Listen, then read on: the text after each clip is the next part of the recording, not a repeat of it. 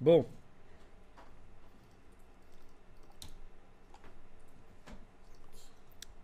Alors, sur Google, vous allez demander quelque chose, vous tapez ce que je vais taper là. InDesign Grid Pinterest.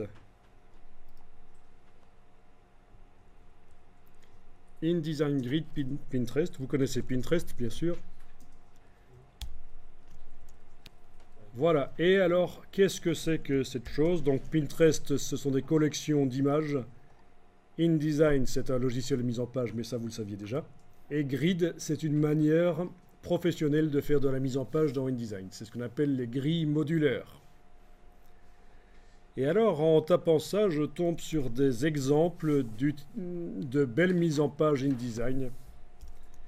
Bon, c'est vrai qu'il faut normalement connaître les grilles modulaires, mais déjà, ça vous donne des beaux exemples.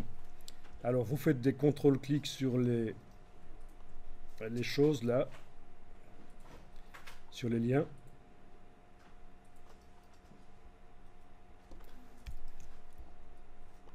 Et donc, vous tombez sur des Pinterest qui montrent des belles mises en page.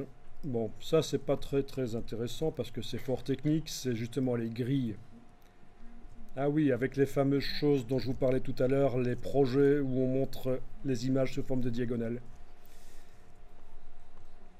Voilà. Bon, il y en a qui ne sont pas intéressants pour vous, mais ceux qui montrent des vraies publications sont intéressants. Ce sont des exemples de belles mises en page. Et donc voilà, ce que je vous invite à faire dans les minutes qui vont suivre, c'est d'aller jeter un coup d'œil sur les publications. Évidemment, on peut zoomer, parce que c'est une manière d'apprendre à faire des mises en page aussi.